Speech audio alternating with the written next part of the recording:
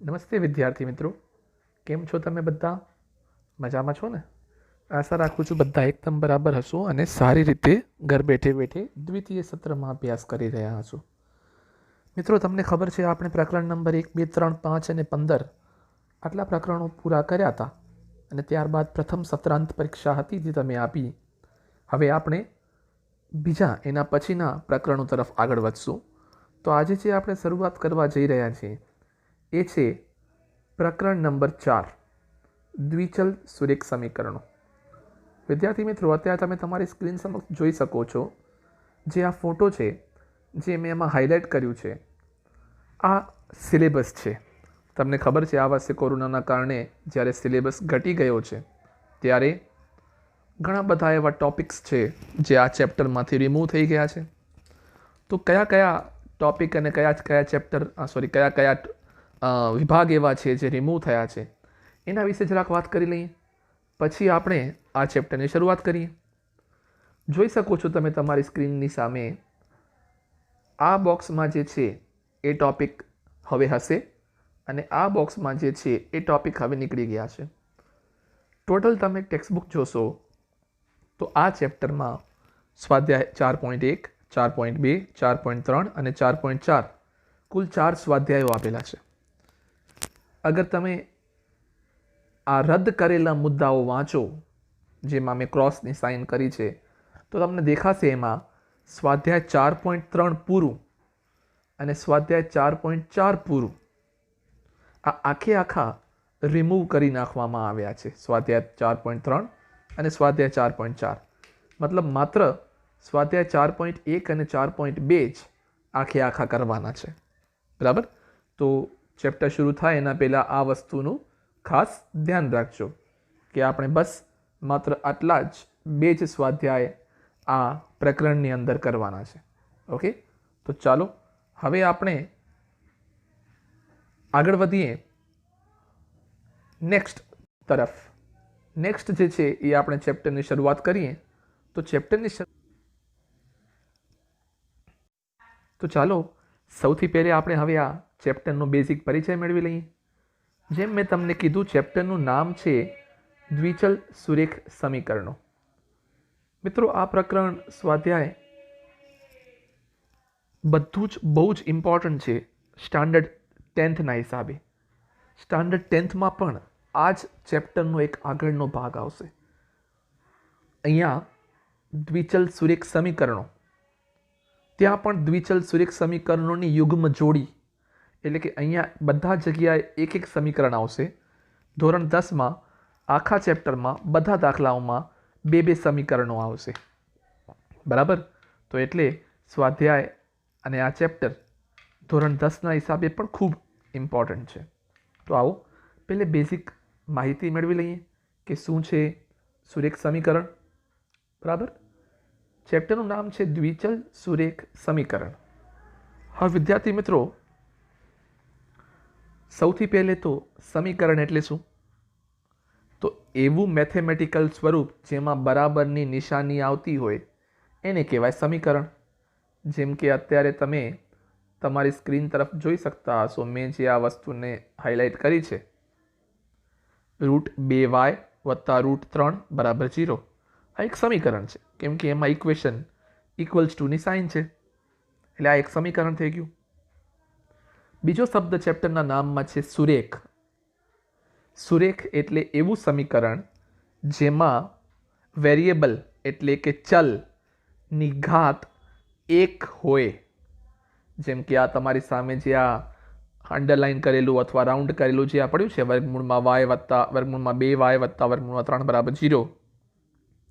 આમાં ચલ કોણ છે? આમાં ચલ છે y. yની કેટલી ઘાત તમને લખેલી દેખાય છે? કાંઈ નથી. તો કાંઈ ઘાત ન હોય તો કેટલી ઘાત માનવાની હોય? 1 ઘાત માનવાની હોય. એટલે 1 ઘાતવાળા ચલ જે સમીકરણમાં હોય એ સમીકરણને સુરેખ સમીકરણ કહેવાય. બરાબર? ત્રીજો વર્ડ જે ચેપ્ટરના નામમાં છે એ છે દ્વિચલ. દ્વિ એટલે 2, ચલ એટલે વેરિયેબલ.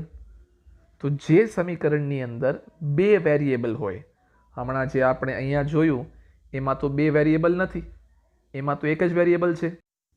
આ વાય વાળામાં તો એક જ વેરિયેબલ છે, એટલે એ તો દ્વિચલ નથી. તો હું તમને બતાવું નીચે દ્વિચલ જ્યાં લખ્યું હોય. જો ફરી પાછું નીચે એક હું સમીકરણને બોક્સમાં નાખ્યું છે, x વત્તા વાય બરાબર 176 નીચે પાનામાં.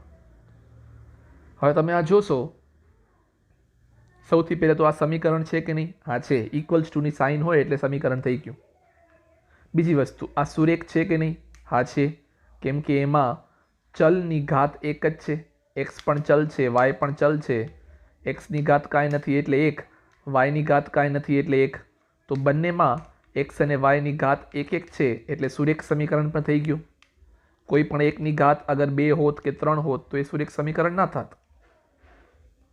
ત્રીજો વર્ડ દ્વિચલ. શું બે ચલ છે એમાં? હા, બે ચલ પણ છે. તો આ સમીકરણ દ્વિચલ સુરેખ સમીકરણ થઈ ગયું. તો દ્વિચલ સુરેખ સમીકરણ આ પ્રકારના હોય. બરાબર. તો આશા રાખું છું કે તમને આ સૌથી પહેલાં તો બેઝિક પરિચય સમજમાં આવ્યો હશે કે દ્વિચલ સુરેખ સમીકરણ એટલે શું. હવે દ્વિચલ સુરેખ સમીકરણ વિશે આપણે આગળ વધીએ અને નેક્સ્ટ પેલો કોઈ સમ કરીએ એના પહેલાં હજી એક વસ્તુ ખૂબ ઇમ્પોર્ટન્ટ છે જે આ પેજના સૌથી લાસ્ટમાં લખી છે, એને આપણે વાંચીએ. આ પેજના સૌથી લાસ્ટમાં, અહીં હું હાઇલાઇટ કરી રહ્યો છું, આ પેજના સૌથી લાસ્ટમાં લખી છે. વાંચો જરાક મારી સાથે એમાં શું લખ્યું છે. જે સમીકરણને જ્યાં ABC વાસ્તવિક સંખ્યાઓ છે તથા A અને B એક સાથે શૂન્ય નથી તેવા સ્વરૂપ AX વત્તા BY વત્તા C બરાબરમાં દર્શાવી શકાય તેને દ્વિચલ સુરેખ સમીકરણ કહે છે. વ્યાખ્યા આવી. ભલે યાદ રાખવાની જરૂર નથી, પણ કન્સેપ્ટ તમારા ક્લિયર કરવા માટે, સમજવા માટે કે દ્વિચલ સુરેખ સમીકરણ કોને કહેવાય. તો હવેથી જ્યારે જ્યારે કોઈ પણ સમ્સ કરતા હશું અને હું તમને પૂછું કે દ્વિચલ સુરેખ સમીકરણનું જનરલ સ્વરૂપ, વ્યાપક સ્વરૂપ, જનરલ ફોર્મ શું છે, તો તમારે મને શું ઉત્તર દેવાનું? AX વત્તા BY વત્તા C બરાબર 0. દાખલામાં આપણે આ ABC નહીં દેખાય, કોઈ નંબર દેખાશે, જેમ કે 2x પ્લસ 3y માઇનસ 7 બરાબર 0. એટલે કે x સાથે કોઈક નંબર હશે. એ નંબર 2 મેં અત્યારે કીધો, 2x કીધો, એટલે એ નંબર પોઝિટિવ હોઈ શકે, ધન હોઈ શકે, ઋણ હોઈ શકે. એ નંબર કોઈ પણ અપૂર્ણાંક સંખ્યા હોઈ શકે, 5/2. એ નંબર કોઈ પણ વર્ગમૂળવાળું હોઈ શકે, √3x. કોઈ પણ વાસ્તવિક સંખ્યા હોઈ શકે. તો x સાથે કોઈક નંબર, જોજો AX વત્તા BY, y સાથે કોઈક નંબર વત્તા C બરાબર 0, જ્યાં A, B અને C શું છે? વાસ્તવિક સંખ્યાઓ છે. એટલે એ પોઝિટિવ, નેગેટિવ કાંઈ પણ હોઈ શકે. જરૂરી નહીં કે વચ્ચે હંમેશા પ્લસ જ હોય. અગર B માઇનસમાં હોય તો વચ્ચે માઇનસ પણ આવે, એટલે એવું પણ શક્ય છે. તો ખાસ સમજજો કે આ A, B અને C કોઈ પણ વાસ્તવિક સંખ્યાઓ હોઈ શકે. જરૂરી નથી કે માત્ર ધન સંખ્યાઓ જ હોય. તો આ પ્રકારના સમીકરણના સ્વરૂપને દ્વિચલ સુરેખ સમીકરણ કહેવાય. આગળ આવનારા સમ્સમાં આની જરૂર પડશે. બરાબર. તો આ હતું બેઝિક પરિચય દ્વિચલ સુરેખ સમીકરણ કોને કહેવાય તેનું. ચાલો આગળ વધીએ. હવે આપણે ઉદાહરણ નંબર 1 તરફ જઈએ. ખૂબ સરળ ઉદાહરણ નંબર 1 અને 2 છે. તમને સમજાવું, પછી આવા ને આવા ઉદાહરણ જેવો એક દાખલો સ્વાધ્યાય 4.1માં આવશે જે તમારે કરવાનો રહેશે. એટલે બરાબર સમજજો આ ઉદાહરણ 1 અને 2. ઉદાહરણ 1 શું કહે છે? વાંચો.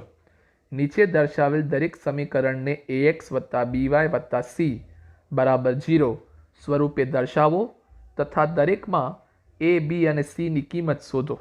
સૌથી સરળમાં સરળ પ્રશ્નો. સૌથી પહેલો પ્રશ્ન શું આપ્યો છે? જુઓ, સૌથી પહેલો પ્રશ્ન આપ્યો છે 2x વત્તા 3y બરાબર 4.37, 4.37. શું કરવાનું છે આમાં? આ સમીકરણને સૌથી પહેલું બે કામ કરવાના છે. કામ નંબર 1, આને ax વત્તા by વત્તા c બરાબર 0 સ્વરૂપે દર્શાવવાનું છે. એટલે કે x વાળો પદ, y વાળો પદ, અચળ કોઈ પદ હોય તો એ બધા એક બાજુ, જમણી બાજુ ખાલી 0 આવવું જોઈએ, જમણી બાજુ બીજો કોઈ ના આવવું જોઈએ.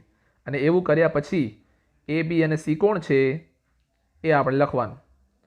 તો જુઓ, આ 2x વત્તા 3y બરાબર 4.37, એનો ઉત્તર જુઓ, એક જ લાઈનનો ઉત્તર છે એનો.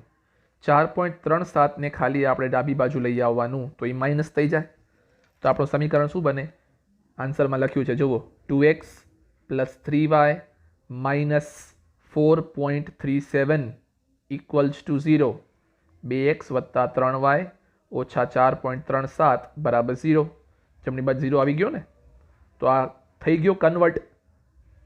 ax plus by plus c બરાબર 0ના સ્વરૂપમાં ફેરવાઈ ગયું.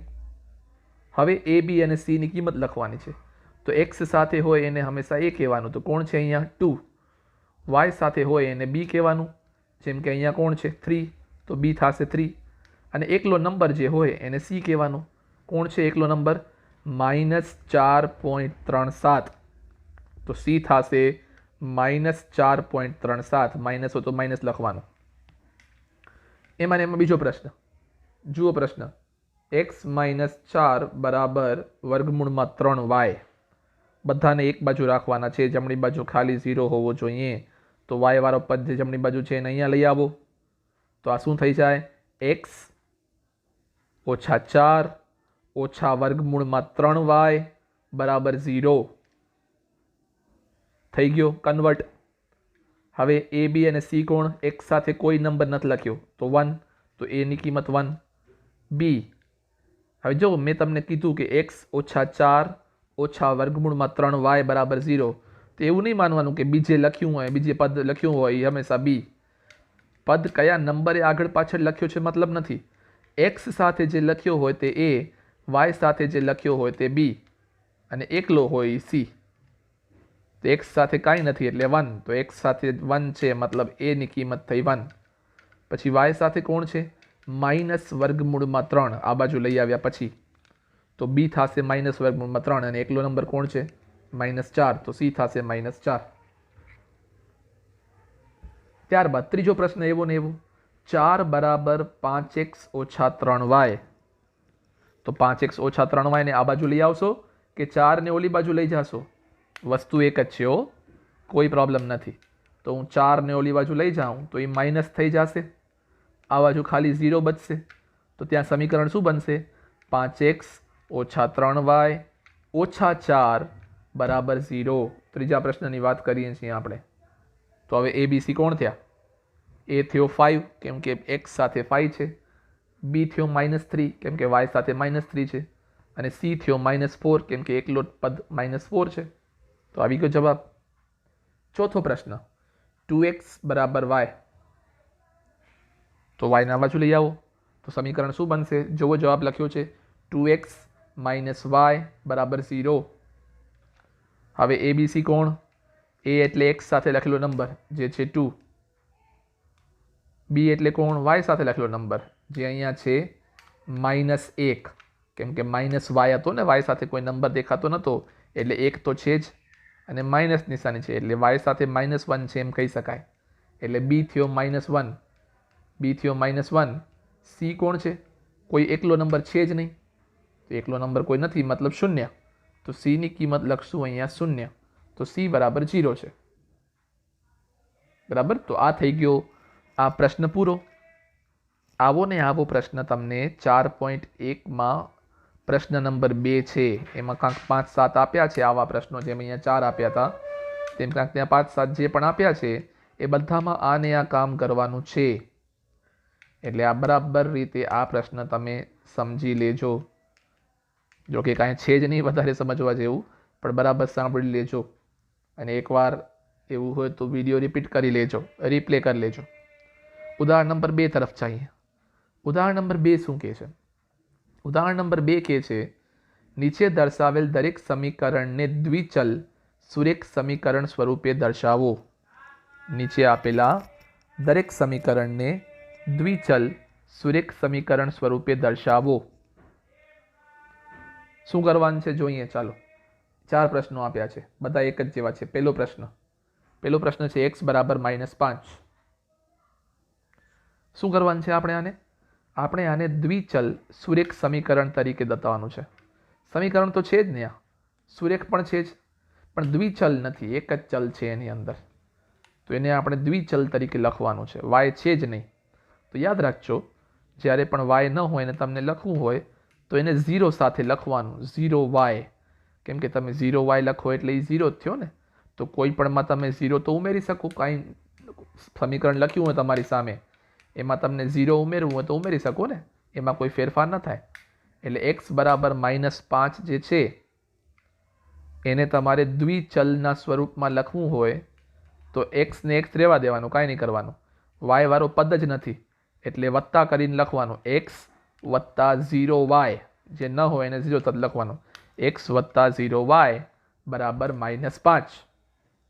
હવે -5 ને આ બાજુ લઈ આવવાનું એટલે જનરલ સ્વરૂપ આવી જાય. તો x વત્તા 0y વત્તા 5 બરાબર 0. આ છે જવાબ. x વત્તા 0y વત્તા 5 બરાબર 0. આ છે ફાઇનલ જવાબ. જો અહીંયા બીજો દાખલો એમાં ને એમાં y બરાબર 2. તો y બરાબર 2, આમાં કોણ નથી? આમાં x નથી. આમાં x નથી તો x ને 0 સાથે લખવાનું. તો 0x વત્તા y બરાબર 2. 0x વત્તા y બરાબર 2. હવે આ 2 ને આ બાજુ લઈ આવવાનું. 2 ને આ બાજુ લઈ આવો તો માઇનસ થઈ જાય ને. તો જવાબ શું આવે? 0x વત્તા y ઓછા 2 બરાબર 0. 0x વત્તા y ઓછા 2 બરાબર 0. તો આ આવી ગયો જવાબ દાખલા નંબર 2નો. થઈ ગયો, જોઈ લો. આ દ્વિચલ પણ છે, સુરેખ સમીકરણ પણ છે. તો જવાબ આવી ગયો આ. એટલે આ પ્રકારે કરવાનું. હવે ત્રીજો 2x બરાબર 3. તો આમાં કોણ નથી? y. તો 2x ને 2x રહેવા દેવાનું. y નથી એટલે વત્તા 0y કરવાનું. તો 2x વત્તા 0y બરાબર 3. આ થઈ ગયો 2x વત્તા 0y ઓછા 3 બરાબર 0. હવે 2x વત્તા 0y લખ્યું. હવે 3 ને આ બાજુ લઈ આવો તો શું થાય?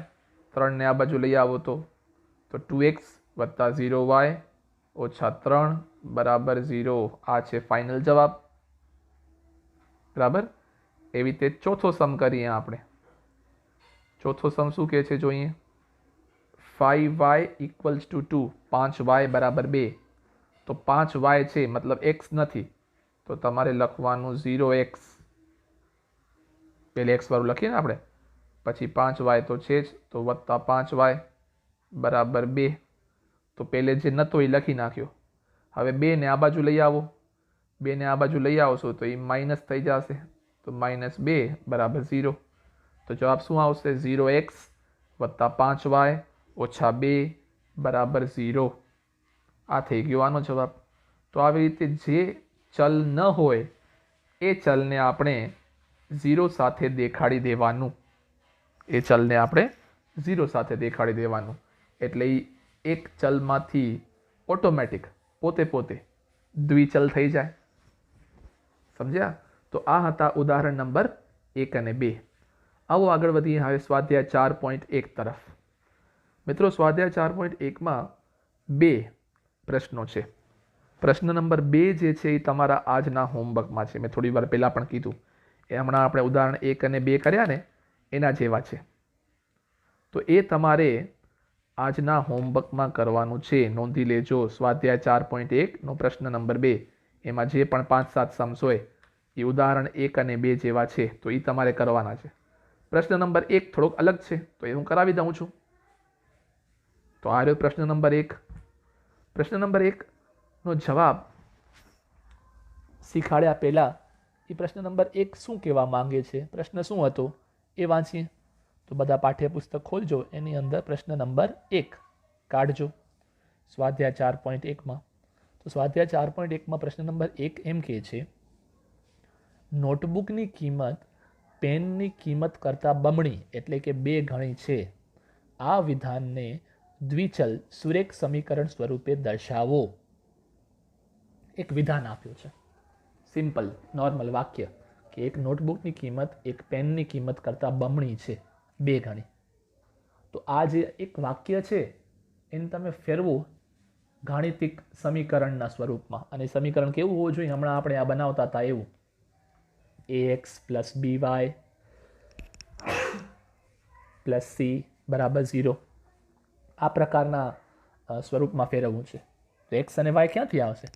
આ તો ખાલી એક જ વાક્ય હતું, નોટબુકની કિંમત એ બોલપેનની કિંમત કરતાં બમણી છે. આમાં ક્યાં x અને y છે? તો પ્રશ્નમાં જ સાથે લખ્યું છે, તમે વાંચશો ને તો પ્રશ્ન દેખાશે, નોટબુકની કિંમતને x ધારી લ્યો અને પેનની કિંમતને y ધારી લ્યો. આ પ્રશ્નમાં જ લખ્યું છે. પ્રશ્નમાં ન લખ્યું હોત તો તમને મજા આવીને તમે x અને y ધારી શકત. હા, જવાબ થોડોક અલગ આવત, જે x નોટબુકને કહેત, નોટબુકની કિંમતને x કહેત અને પેનની કિંમતને y કહેત, તેનો જવાબ અલગ આવત. અને નોટબુકની કિંમતને y કહેત અને પેનની કિંમતને x કહેત, તો એનો જવાબ અલગ આવત. તો બંને જવાબ સાચા, બંનેમાંથી કોઈ ખોટો નહીં. બરાબર? પણ અહીંયા તો કીધું છે તો આપણે એ જ લેશું. તો જુઓ, મેં આન્સરની શરૂઆતમાં લખ્યું, ધારો કે પેનની કિંમત બરાબર y અને નોટબુકની કિંમત બરાબર x. આપેલું છે, મેં એ જ લીધું. હવે મેં વિધાન લખ્યું, હવે આપેલ છે કે નોટબુકની કિંમત એ પેનની કિંમત કરતાં બમણી છે. વિદ્યાર્થી મિત્રો બરાબર સમજજો, આ જે વિધાનમાંથી સમીકરણ બનાવવાનું છે ને, એ મોટાભાગના વિદ્યાર્થીઓને પ્રોબ્લેમ થતી હોય. અને પછી ધોરણ 10માં તો આવું ઘણું બધું આવશે કે જ્યાં આવા વિધાનો આપ્યા હશે અને તમને સમીકરણો બનાવવાના હશે અને પછી એમાં આગળ હજી દાખલોય કરવાનો હશે. તો ધ્યાનથી જરાક સમજજો કેવી રીતે બને, કેમ કે આમાં મોટાભાગના ભૂલો કરતા હોય.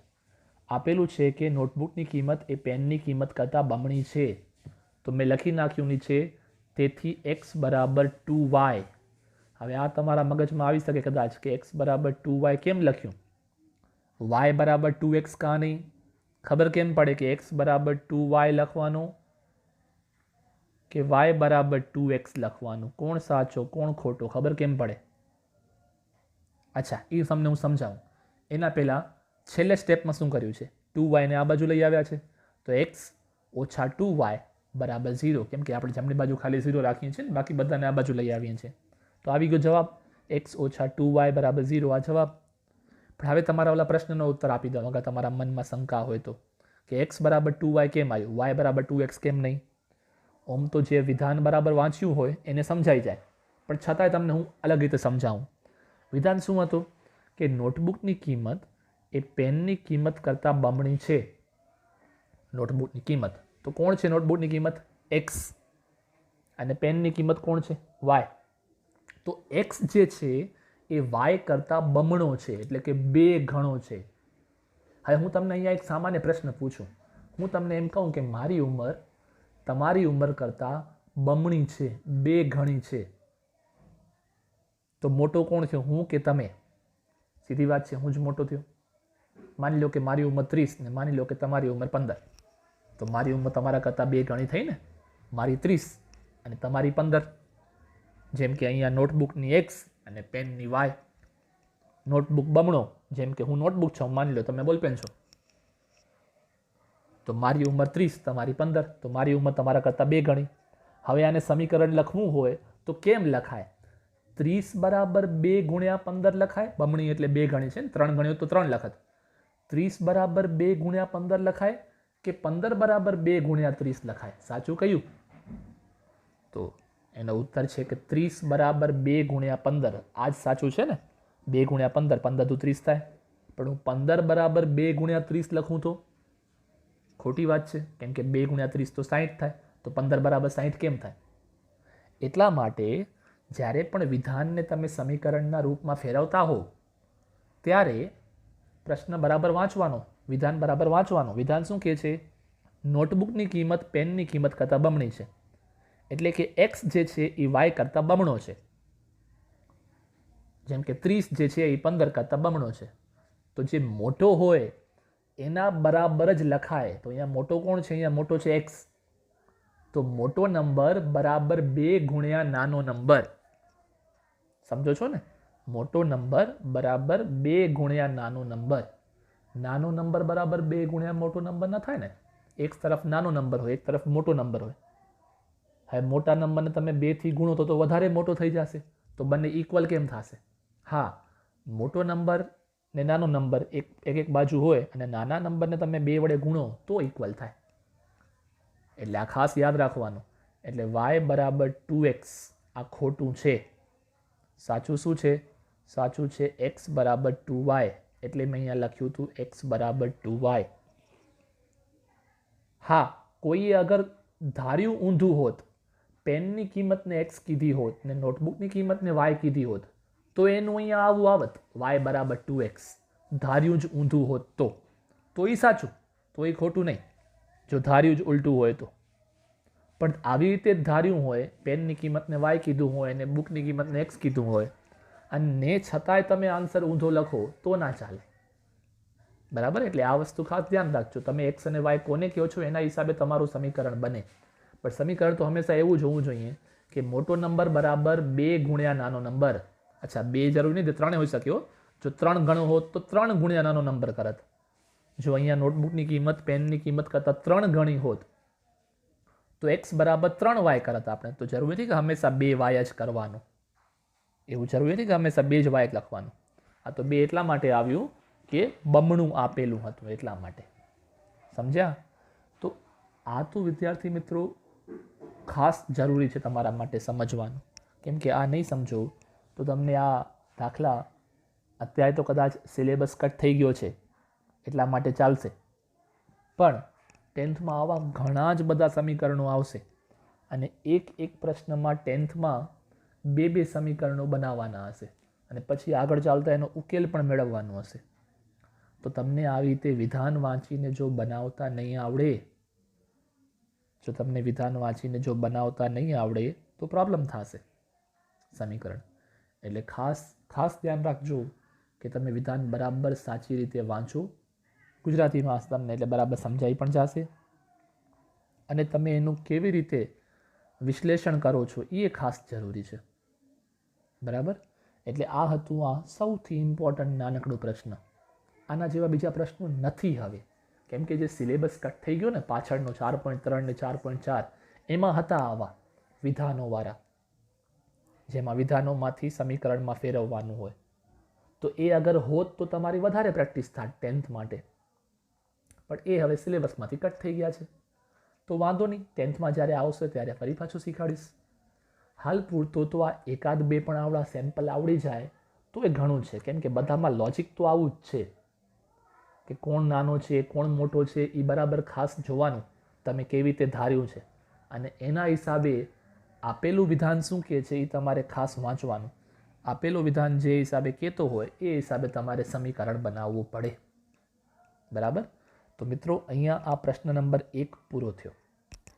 હા, આખરી વાત કહી દઉં આમાં કે છેલ્લે હંમેશા જવાબ વ્યાપક સ્વરૂપમાં રાખવાનો. ax + by + c બધા એક બાજુ બરાબર 0, જમણી બાજુ ખાલી 0 રાખવાનું હંમેશા સમીકરણમાં. ઓકે, તો મિત્રો આ થયો પહેલો પ્રશ્ન. હવે બીજો પ્રશ્ન જેમ મેં તમને કીધું કે બીજો પ્રશ્ન એકદમ ઉદાહરણ નંબર 1 અને 2 જેવો છે. તો આજનો તમારો હોમવર્ક શું રહેશે?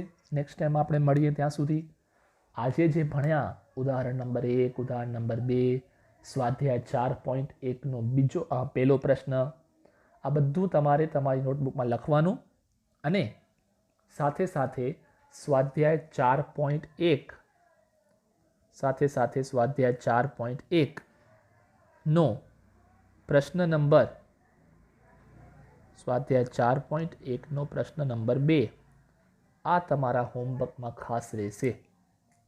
બરાબર? એટલે બરાબર ભૂલ્યા વગર આને તમે હોમવર્કમાં કરી લેજો. હવે મિત્રો તો અહીંયા એક પાર્ટ પૂરો થયો આ ચેપ્ટરનો. 2 જ સ્વાધ્યાય કરવાના છે ને તો એમાંથી એક સ્વાધ્યાય પૂરો થઈ ગયો.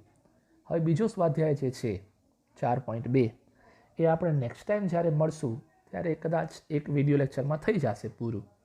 તો આપણે એ પૂરું કરી અને ત્યારબાદ આ ચેપ્ટર પણ પૂરું કરશું. કેમ કે 4.3 અને 4.4 છે નહીં. તો નેક્સ્ટ ટાઈમ જ્યારે મળશું ત્યારે આપણે આ ચેપ્ટરને અંત તરફ લઈ જશું. ઓકે, તો ધન્યવાદ બધાને ખૂબ ખૂબ. તમે બધા બરાબર મસ્ત રીતે ભણ્યું હશે ને આવી રીતે જ ભણતા રહેજો, બરાબર. અને હજી પોતાનું ધ્યાન રાખજો. તો આવજો બધા, જ્યારે નેક્સ્ટ ટાઈમ મળશું ત્યારે આગળ વધશું. Thank you.